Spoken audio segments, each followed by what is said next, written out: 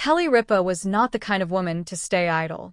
After decades on morning television, she had perfected the art of polished banter, glittering makeup, and seamless transitions between celebrity guests and cooking segments. But deep inside, she had always craved a little mess, a little wildness, a reminder that life wasn't always studio lights and careful timing. That craving is exactly what brought her and her husband, Mark Consuelos, to Iceland for a week-long adventure. The moment they stepped off the plane, Kelly could feel the raw air against her face, the cold brushing away the last traces of studio powder. She decided instantly, no makeup, no concealer, no foundation.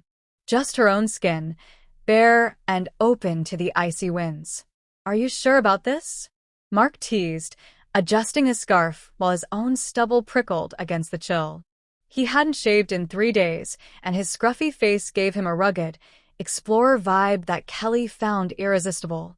"I'm positive," she said with a grin. "The Northern Lights don't care about contouring." The first leg of their trip took them to the Blue Lagoon, a geothermal spa famous for its mineral-rich waters. Tourists recognized them, of course, whispering behind steamy glasses. Kelly heard one young woman gasp, "She's not wearing any makeup. She looks amazing." Kelly smiled privately. She wasn't here to be amazing.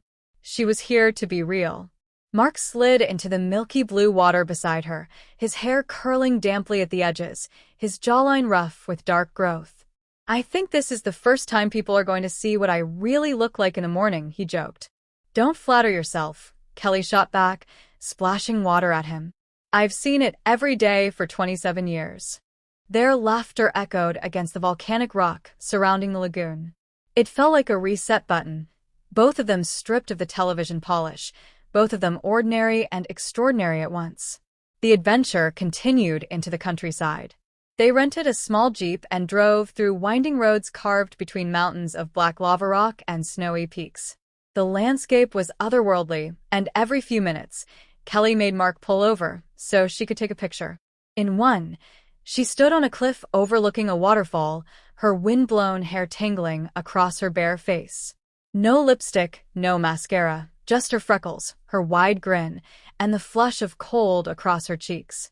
In another, Mark leaned against the jeep, bundled in a parka but with his face wild and unshaven. He looked like a man who could chop wood, climb glaciers, and still make her laugh before bedtime. "You look like a scruffy Viking," Kelly told him.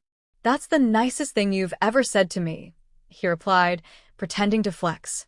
The couple hiked across glaciers with crampons strapped to their boots. They stumbled, laughed, and helped each other steady against the slick ice. Kelly marveled at the way her husband's hand felt strong and sure in hers. At one point, a guide encouraged them to try glacier water straight from a stream. Kelly bent down, scooping it into her palms and splashing it across her face. The freezing purity shocked her skin, making her laugh uncontrollably. "Now that's better than any skincare routine," she shouted, droplets still clinging to her lashes. Mark, not to be outdone, dunked his entire head into the stream, emerging with his scruff dripping and his grin wide. "Hydration, Consuelo style," he declared, shaking his head like a dog and sending sprays of water all over Kelly. One night, they joined a small tour group to chase the aurora borealis. Bundled in thick coats, they huddled together in the freezing dark, waiting. For hours, the sky remained stubbornly black, the stars sharp but silent. Kelly leaned against Mark's shoulder, her face bare and glowing in the moonlight, his unshaven cheek rough against her forehead. "What if it doesn't show?" she whispered. "Then we had a night under the stars together," he murmured back. Just as she was about to surrender, the sky flickered.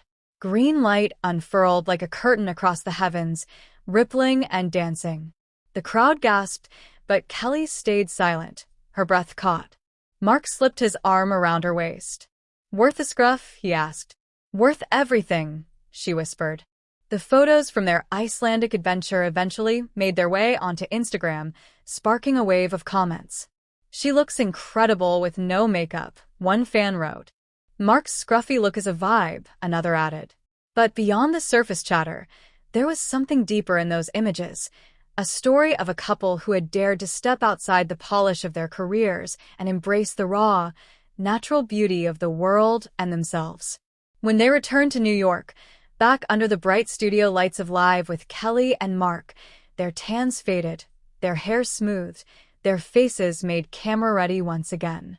Yet there was a glimmer between them, an invisible secret. Kelly leaned into her microphone with a sly smile. "You should have seen us in Iceland. Real skin, scruffy face, the works."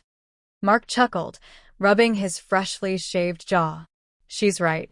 I looked like I wrestled a polar bear and lost."